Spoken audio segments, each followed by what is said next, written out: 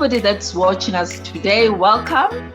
And if you're hearing us, I've got a great and exciting person that I'm going to interview today. And we are going to be talking about how to get a promotion or grow your career in 2020 and beyond. Mm-hmm. And for you, if you're listening to us, please follow us, like us. If I have to say so myself, these conversations are always interesting and exciting. So please make sure that you do follow and you do share. Mm-hmm. So on the spot today, if I might call it that, we have Mabatho. And Mabatho is going to introduce herself, and she's going to literally take us through briefly around her career. Welcome, Mabatho, and thanks for being with me today. Thank you so much, Mpumi. It's absolutely a pleasure to be here. Just a quick intro. I am Mabatho Takalo, born and bred in Limpopo. I've been in Johannesburg for the past 15 years. My mom keeps asking me, are you ever going to come back home? And I'm like, why must I come back home? I don't know about that.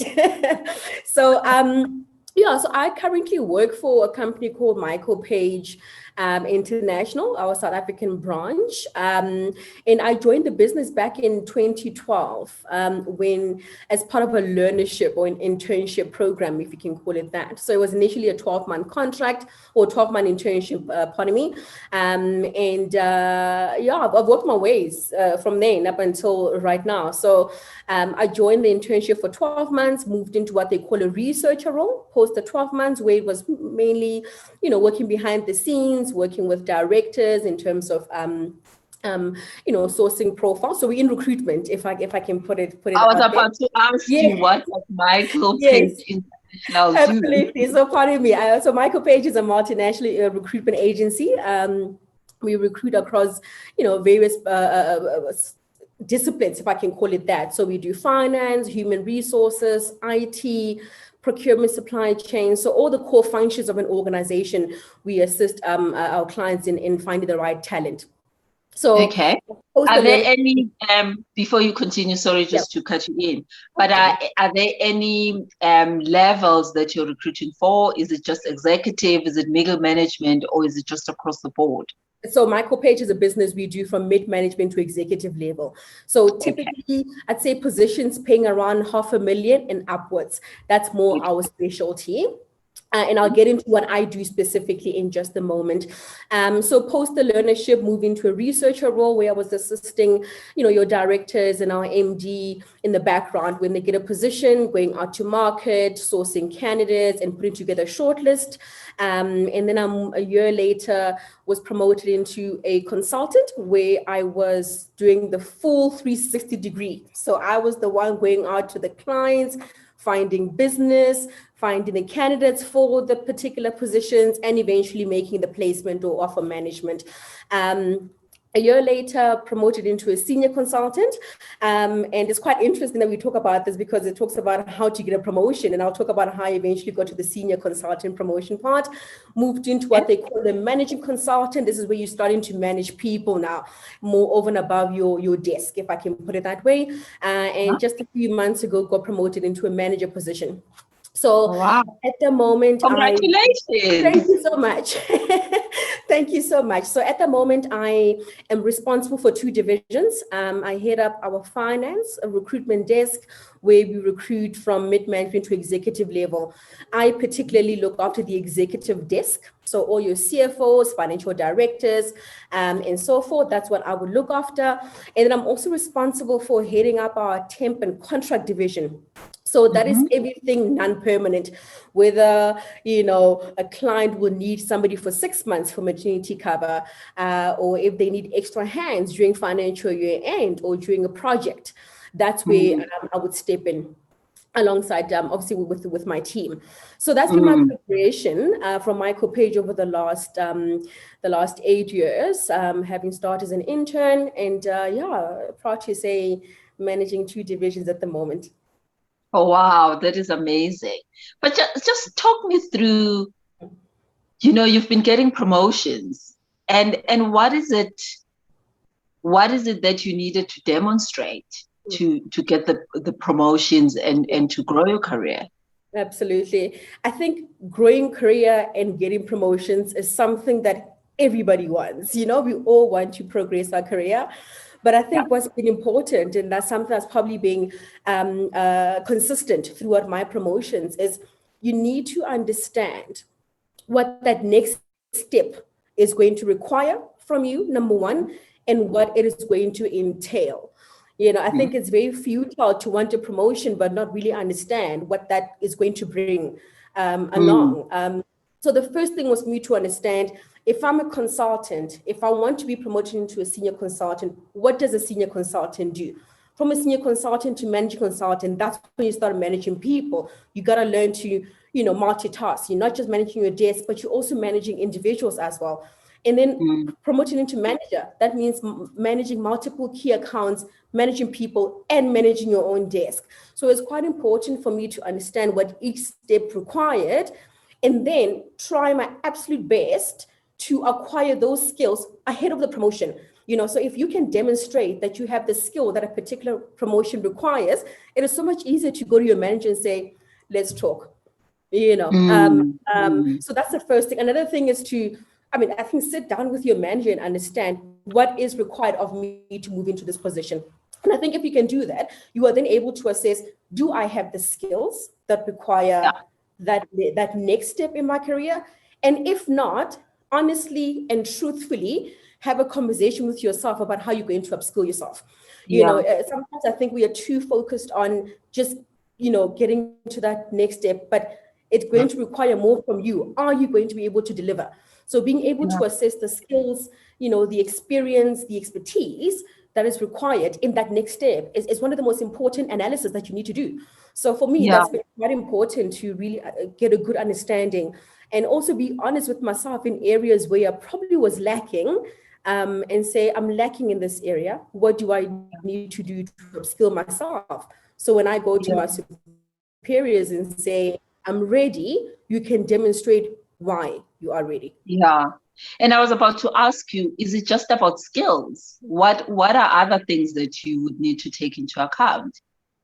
I think personality is very important. Confidence is very important. If you're going to speak to somebody about wanting a promotion, you need to, number one, believe in it, because then the other person is going to believe it. So I think as an individual, before we even get to the skills, it's you as an individual, it's the personality that's going to matter. Go the extra mile, be somebody who is constantly, to an extent, of course, somebody who can be relied upon, right? People in the organization know that, if I were to need help with certain thing and I go to Mabatho, she'll be able to assist, because that does not even talk to anything about the skill required to become a manager. It really just talks about you as an individual and, being that in person, that's able to work with people, transfer your skills or knowledge onto other people. So I think the personality is quite important, and just being confident, like I mentioned just a few seconds ago, you have to believe that you are ready for that next step and then be in a position to showcase that. Because in the absence of that, you're going to leave, your managers, your directors in doubt as to whether you are ready or you are able to take on that next step. You speak about being ready, and I think back in my career. So when we started off back in the day at Unilever, we would walk in as graduate at a certain grade. And there would be a thing about how many years does it take you to move to the next level. And if I remember back then, there was like I can't remember, I think it was grade 15, and the next level was grade 17. And everybody wanted to be grade 17s. But there was that element of you having a conversation because you believe you deserve to be moving. And your boss going, I don't think you're there as yet.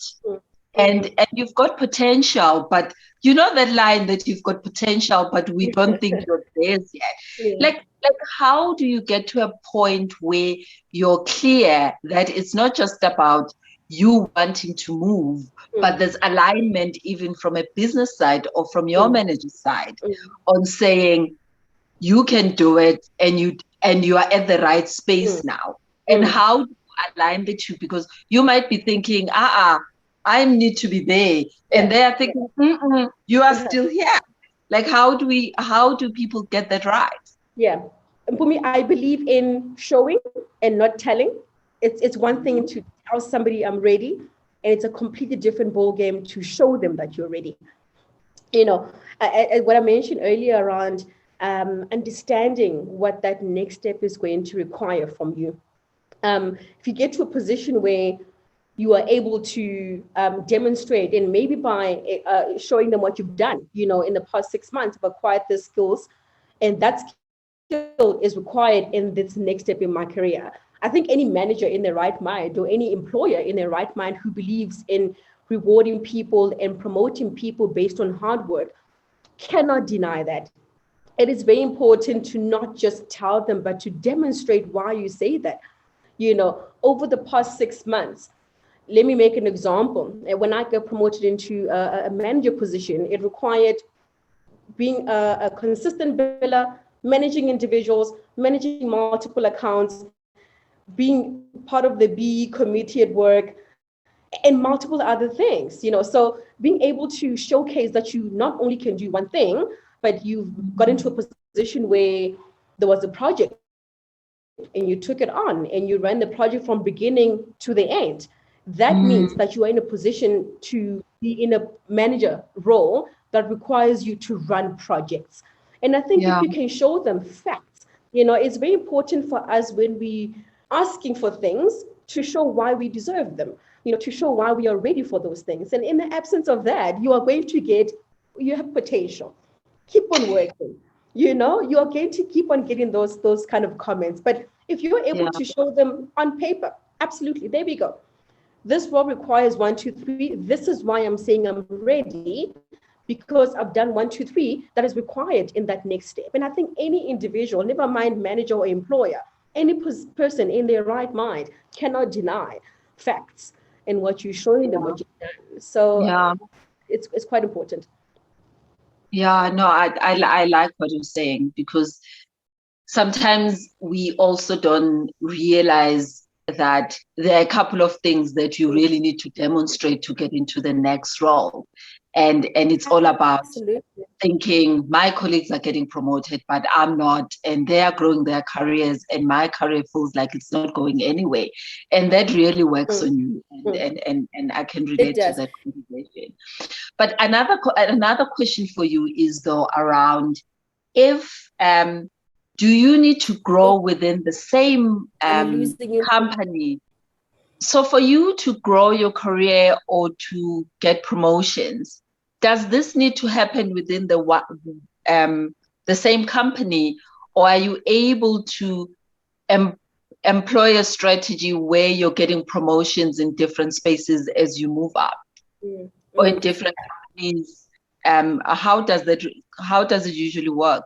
Yeah. I think it can go both ways. I think if you're in an organization where there's growth opportunities, you know, long term, then definitely you can grow your career rather in one organization.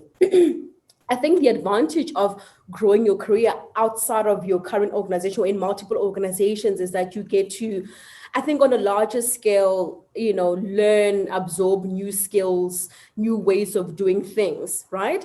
So I think it can go either way. You know, it really just all depends on what your aspirations are.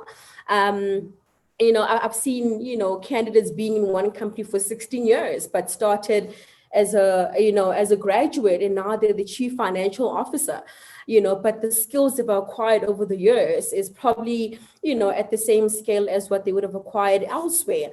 I think the biggest advantage, and probably the not maybe the only difference, is that when you are in one company, you obviously, you know, and if a company is innovative and constantly, doing new things, then you'll be in a position to acquire new skills. Whereas, if you were to go outside in multiple organizations, every organizations have a way of doing things. So in that way, you're not only growing your career, but you're absorbing skills along the way. So I think it's definitely, I wouldn't say one is more important than the other. I just think in multiple organizations, you learn different ways of doing things. Whereas if you're in one company, you're doing one thing, but in different ways, if I can put it that way. And in that way, you're gaining, broadening your knowledge and your skills. Okay. And is there a timeline though, Mabatho? Yeah. Is there a timeline of, I think all in our heads, we always have this thing of, I want to be a manager in 5 years, right?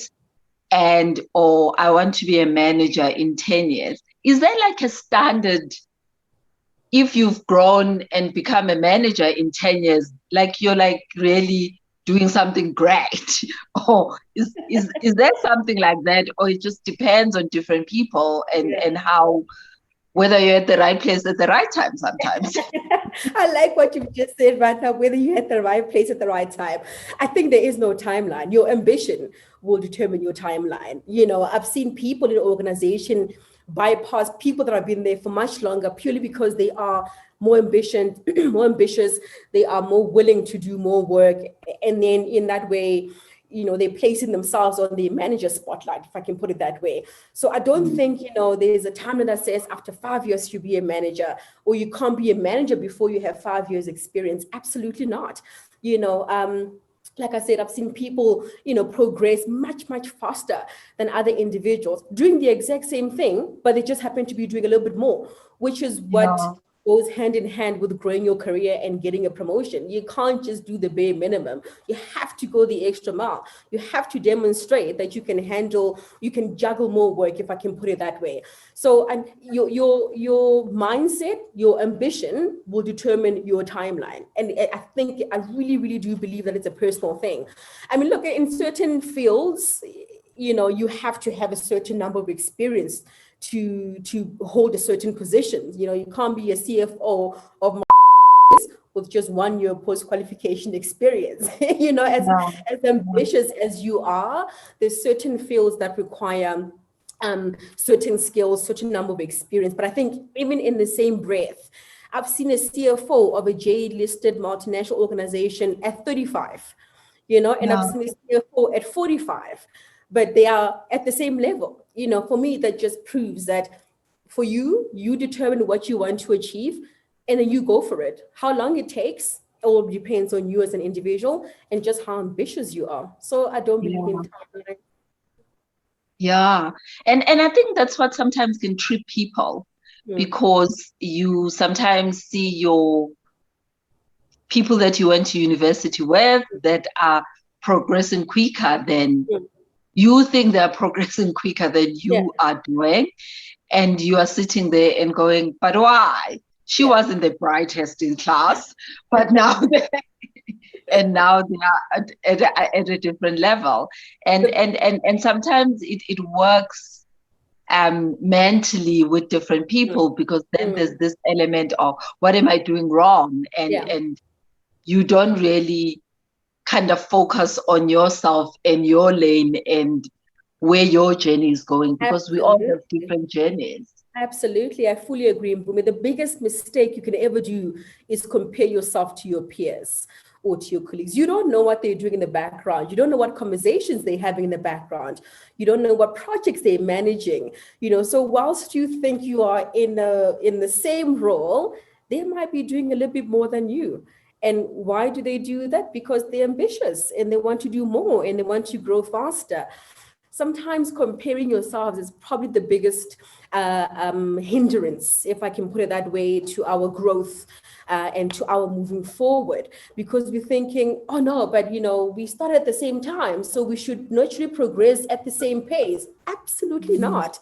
You will find yourself not focusing on what you need to do to grow yourself, but rather focusing on, well, why are they moving so fast? Why are they, ahead of me? Well, maybe because they're focusing on what they need to do as opposed to other people. Exactly how you put it, Mpumi. Stay in your lane, focus on your lane, focus on what you want to achieve, and never mind all the, theatrics around you. Rather just, really look at what you need to achieve and what to do, number one, and what more to do to achieve that. Comparing yourselves, it's you're probably not going to move as fast as you believe you should, but you are on your own stopping gap.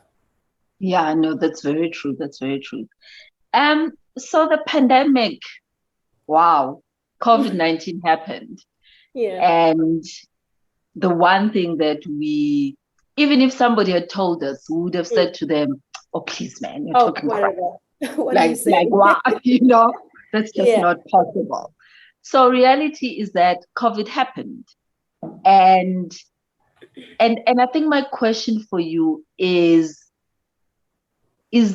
are people still growing with everything COVID has kind of put the spanner in? Are people still getting promotions? Like what's happening within that space, within the different companies or within the industries? Yeah, absolutely. I think it goes without saying, and it's public knowledge and general knowledge that COVID-19 has had a major negative impact on everything, from a professional perspective and from a personal perspective. I do believe that the extent to which COVID-19 will impact personal careers, it all just boils down to as an individual. Granted, there are some companies that have retrenched. Unfortunately, there are companies that are not doing well financially and trying to manage costs as best as possible. But I speak to a lot of CEOs, MDs, and it's been quite positive to hear them talk about, regardless of the impact of COVID-19, our people remain our people. The career aspirations remain, regardless of whether COVID-19 is here or not. We can't halt people's careers purely because COVID-19 has been here. There's certain parameters that are put in place, certain strategies that have been put in place, of course. But I think at the end of the day, companies that value their employees will value their growth, will value their ambitions to get promoted. So as much as we've seen quite a big impact of COVID-19, I've also seen a lot of organizations in the market still promoting, still paying bonuses, regardless of COVID-19. So I would say, some people have probably worked harder to show their superiors that regardless of living under such, unprecedented times, I'm still able to deliver. I'm still able to be productive. Whilst on the other hand, some people might have rather chosen to blame COVID on lack of performance or non-performance. So I think companies are still very much in a position where they are considering promotions, considering people's career growth, regardless of the impact. And I can firsthand say that I've seen that firsthand, where companies have promoted, people's careers have growth, because it is now more than ever where it's important to showcase that you are not only to do what you're required to do, but you can do a little bit more to assist the company in going through the changes that have come about with COVID-19. So 100%, I think I've seen promotions, I've seen salary increases, I've seen bonuses being paid out, and quite big bonuses, because there's organizations out there that believe in rewarding the employees and making sure that the employees still feel valued, still feel like they have some sense of growth in the organization, regardless of the impact that COVID-19 is brought about. And I'm obviously here speaking in the context of lack of retrenchments, or companies where they have been retrenched, unfortunately, but in organizations where they were able to, in a way, survive the COVID-19 pandemic, we really have seen some positive things come out, regardless of the COVID-19 impact, which is, it's just so positive. I get so excited and so happy when I hear MDs and CEOs saying, we are paying bonuses. Our people worked much harder, 10 times harder during COVID-19 than usual. So why would we not compensate them? Why would we not reward that? Once again, with the parameters that are put in place to still make sure that people still feel valued, even with COVID-19.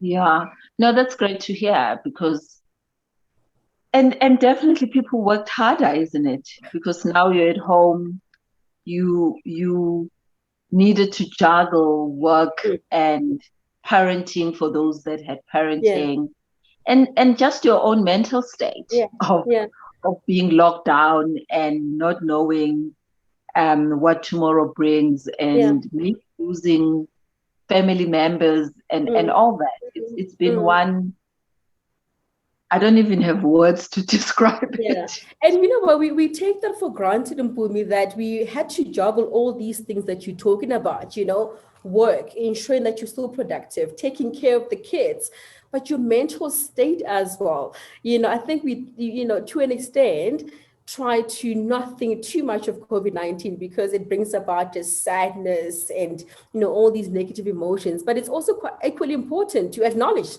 those emotions and say, look, this is what's happening currently.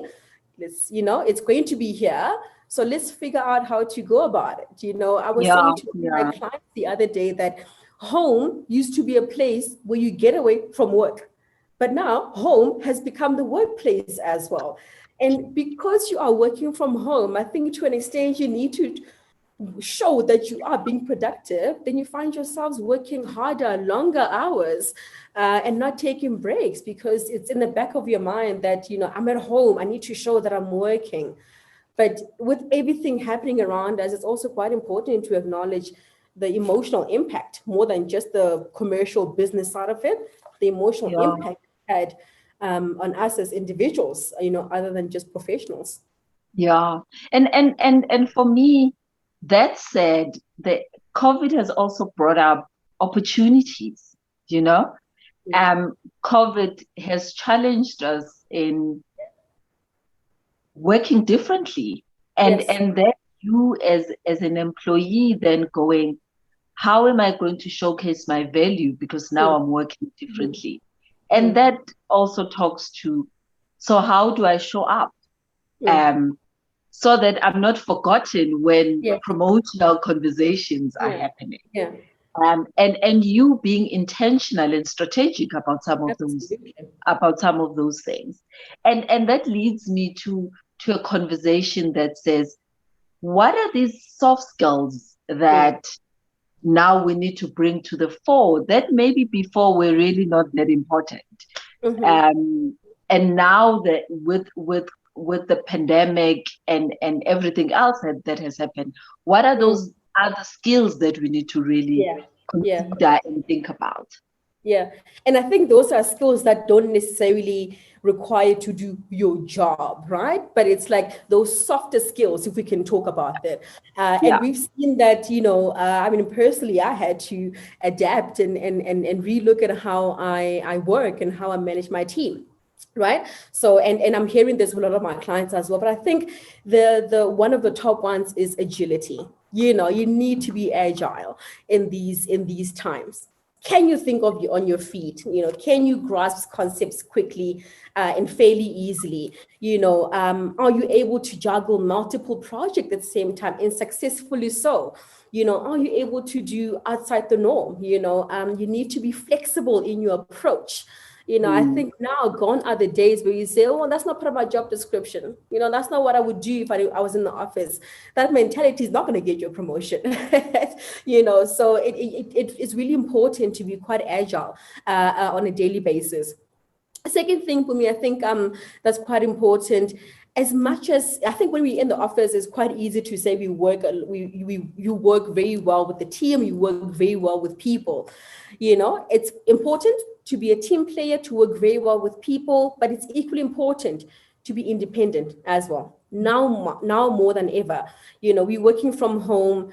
Are you trustworthy to be able to, you know, be on your own and still deliver, you know, and still be productive, you know? So collaboration and independence, I think, goes hand in hand. You know, are you there when, you know, it's required for team members to come together, but are you also able to, branch out on your own and be productive on your own. It's quite easy for us to lean on team members and lean on the support from our, former employees. But at home, you are on your own. There's nobody to lean on to. It isn't, phone call is there, Teams is there, Zoom is there, but being able to operate independently, I think has been quite important during this time.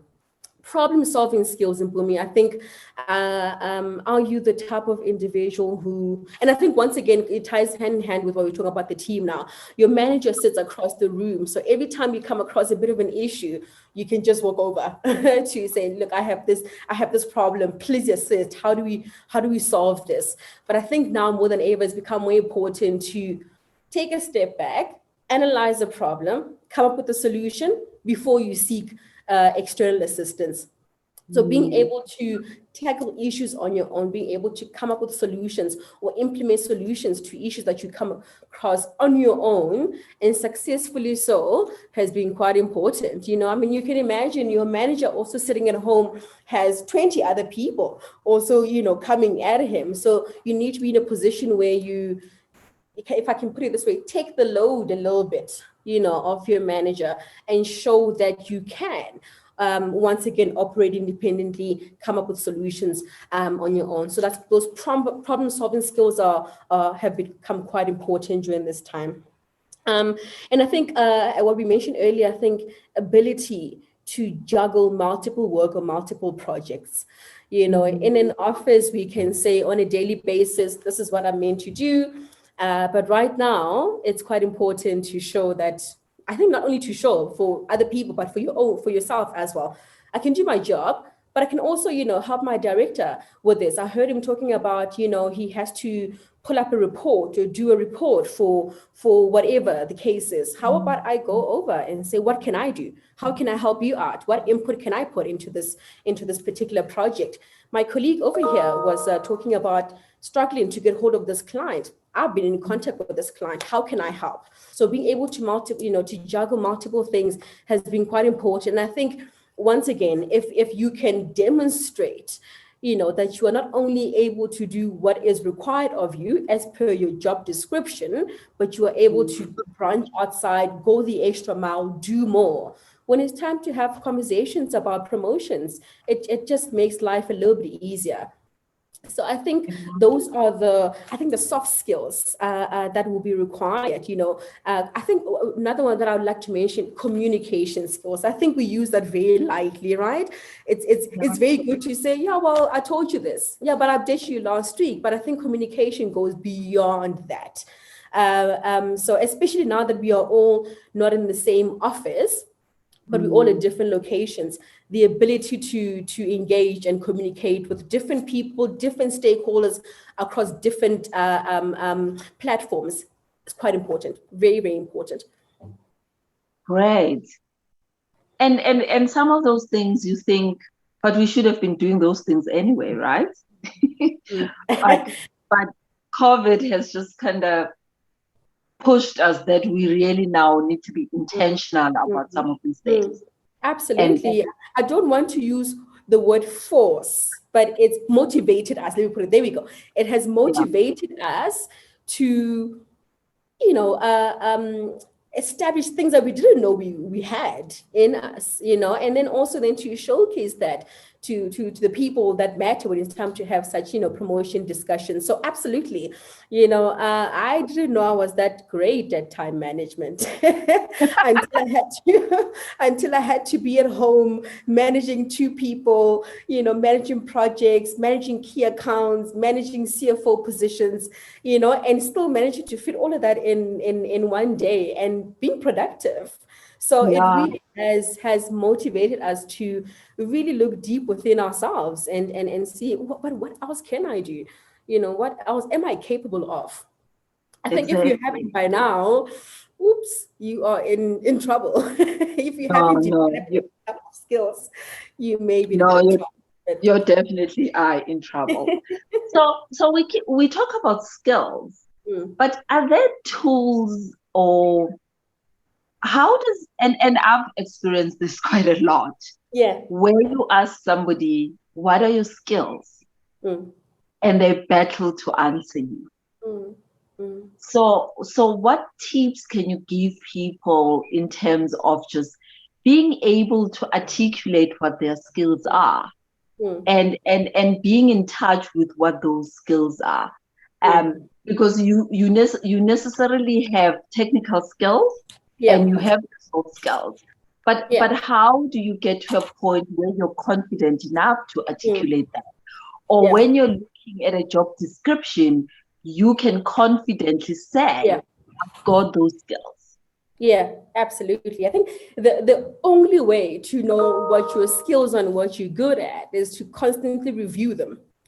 I think sometimes we find ourselves working every single day on different projects, but we're not really taking note of what your skills you bring into a particular project and what skills you are acquiring from a particular project. So I think just constantly being aware of what you are doing, what you are learning, would give you confidence to say to somebody, this is what I'm good at.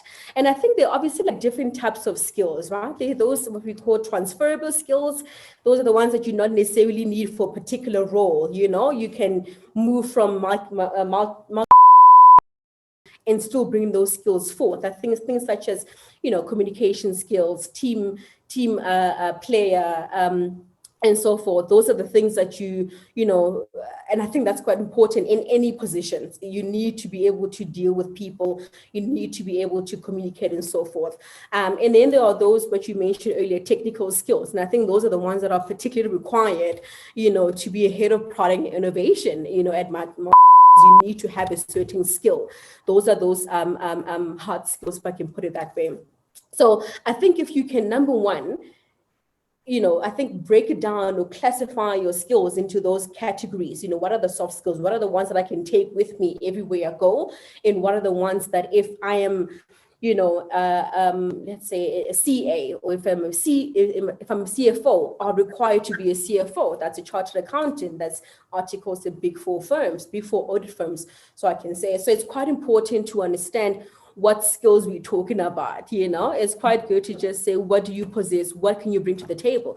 But also the context around it. So if you can classify skills into those categories, then I think having the conversations about what do you bring to the table, what skills do you have, it'll make the conversation a little bit easier, if I can put it that way. Yeah. Are there any assessments that you can do mainly around skills or not? Is there a way for you just to assess, to say, do I really have the skills, or am I just fooling myself that I do, but I don't? I'm glad you say that, because it's very important to be very honest with ourselves, right? You don't want to, fool yourself and fool somebody else, get promoted only to flunk in that position. So it's very, very important to be honest with ourselves in terms of what we can deliver, what we can do, and what we are capable of. So I think if we had to talk about, let's say you want to get a promotion, right? You need I think in simple terms, a job spec. What does that job description say in terms of what a successful person or what a person will be like in this position? So you look at the spec, it requires 1, 2, 3. And out of those top 5 skills, honestly speaking, do I have a CA? Yes, I'm a chartered accountant. Do I have IFRS, which is a reporting standards within finance? Yes, I do have that. Do I have US GAAP? And I don't have that. Okay, so then what do I do to acquire the US GAAP skills? And then you work on that. I think determine what that next step in your career requires. Assess that against what you have and what you are capable of. And in those areas where you lack, then put in place measures to then try and close those gaps. But once again, I like what you said, be honest with yourself. Truthfully speaking, you know what? I may be a chartered accountant, but I have zero knowledge of US GAAP. How do I go about obtaining,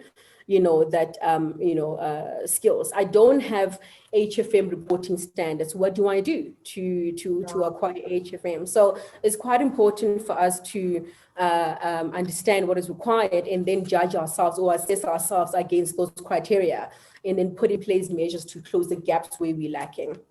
Yeah. So tell me, so I'm looking at a job description and they've got like this list.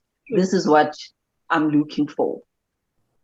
And I've seen this mainly with Black women. So Black women will want to tick every single line that you need to have this, need to have this, need to have this, need to have this.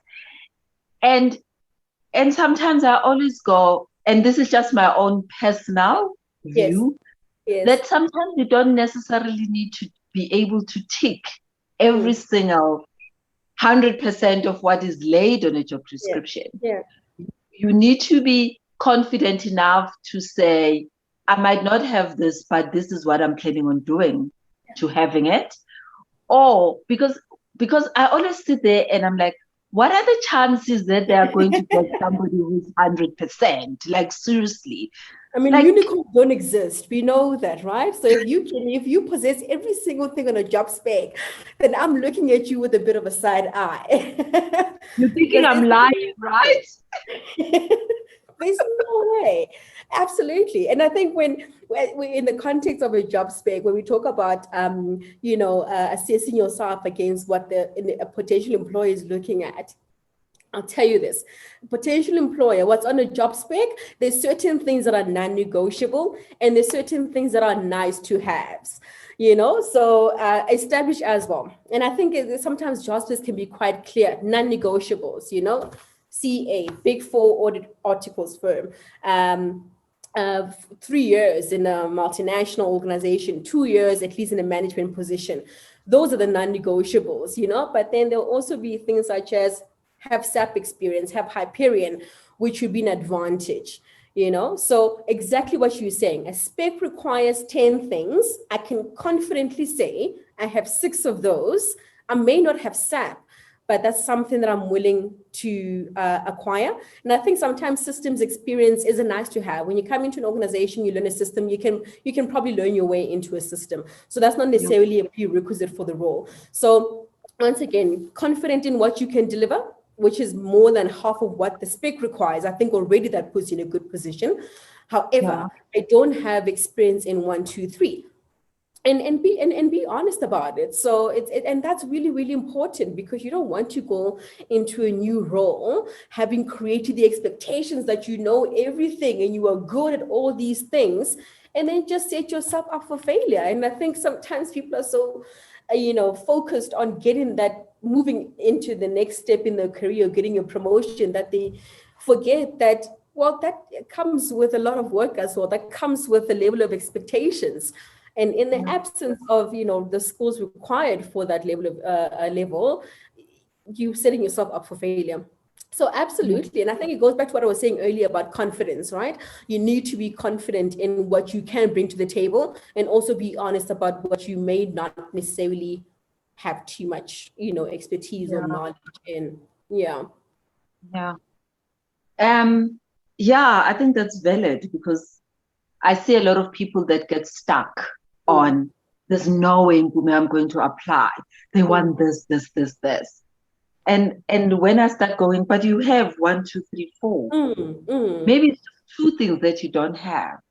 No, that's not good enough.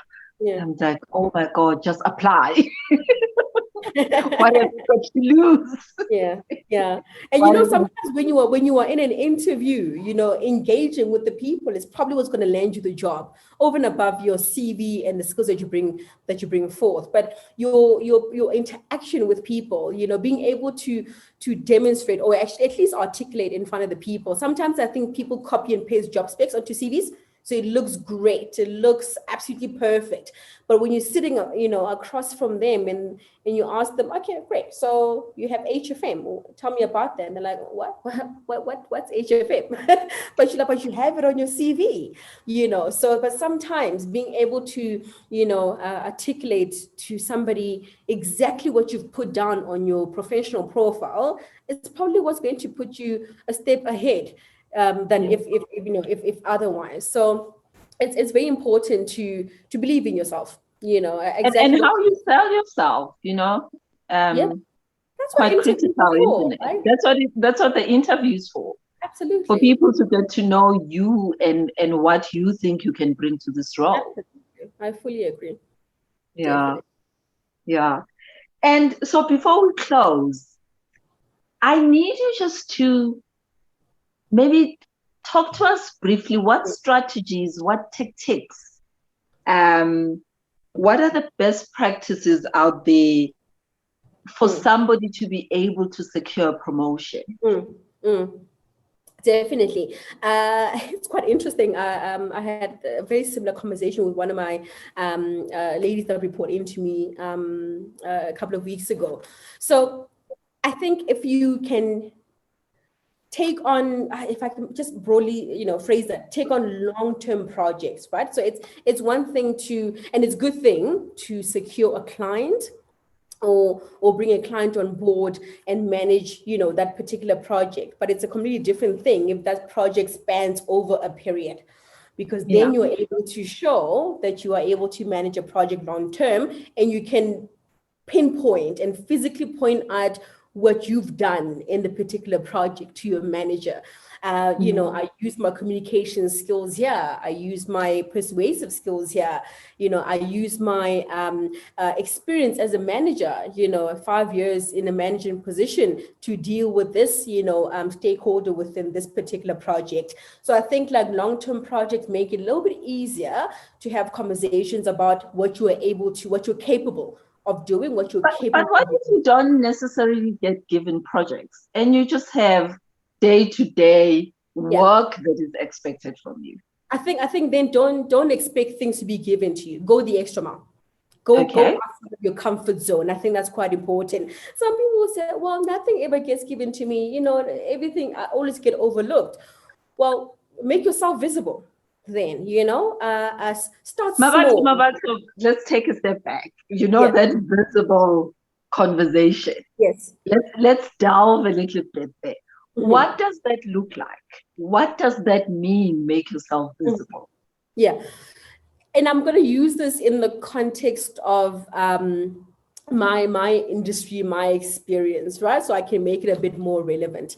Yeah. I think let's start with somebody who's a financial accountant, right? They want to progress into a finance manager and so forth into their career. Well, as an accountant, you will do balance sheet, you'll do recons, you'll do general ledger submissions, you'll do VAT submissions, right?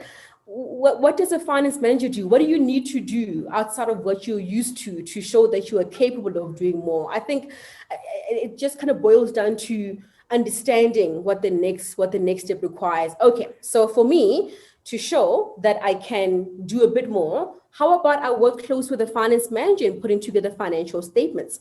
How about I work very close with the finance manager in doing reporting, month-end reporting? Let me put together, Gen 1 ledger account, let me put together all the data that's required in order to put together financial statements, to put together a balance sheet. Slowly but surely, you will gain that knowledge. You get to a point where you are now able to put together financial statements on your own, because you've not only been doing bit by bit, but you've also had the supervision of somebody who's well versed in that Mm, area. So I think mm, just taking bit by bit, and we can be specific in any areas, right? I mean, let's talk about a receptionist.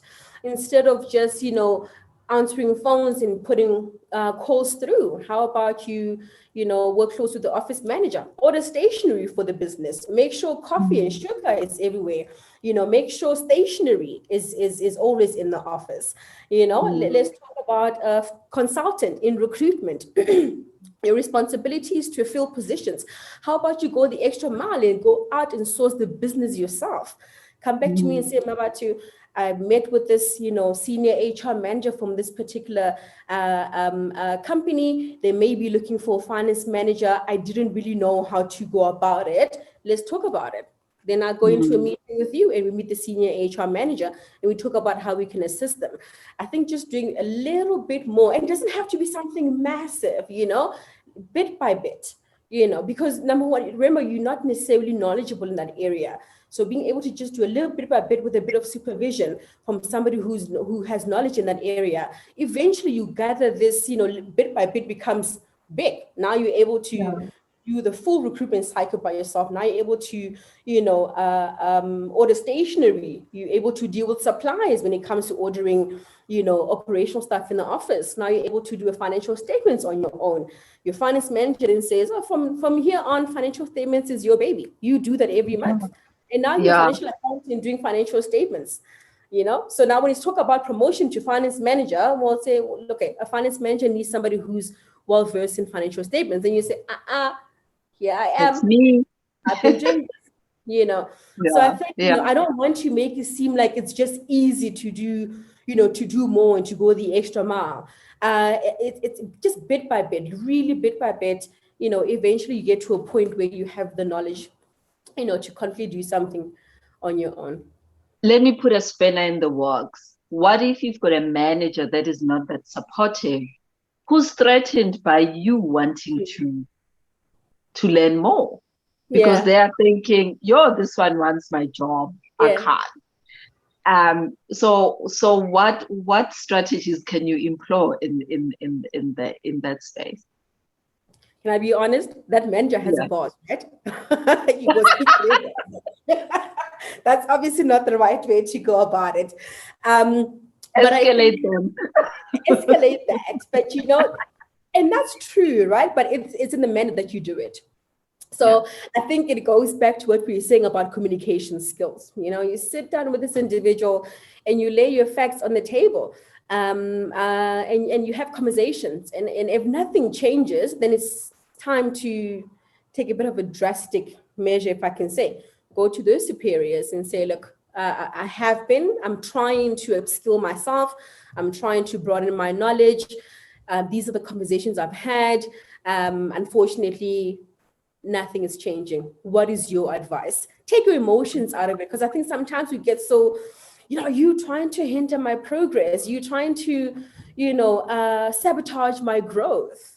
And that is only going to make you more of a candidate that's not eligible for progression, right? Take emotions out of it, remain professional. I know sometimes it can be hard when people are just really being, impossible for no reason, but communication skills, that's what we were talking earlier about. People think communication skills is just, but I told you, but I did this. No, it's emotional intelligence, being able to, to communicate, in a efficient manner more than just professional, right? Have conversations. I've done 1, 2, 3. I've had these conversations. Unfortunately, I've tried to take on more work and do extra, but it's not being recognized. What is your advice? And I think even after that and nothing changes, it might be time to move on. That's where we're talking about growing your career elsewhere as opposed to one company. So I really do believe conversations go a long way. Amicable professional conversations go a long way, regardless of how uncomfortable the situation is. Once again, any employer, any person in their right mind would be open to having such conversations.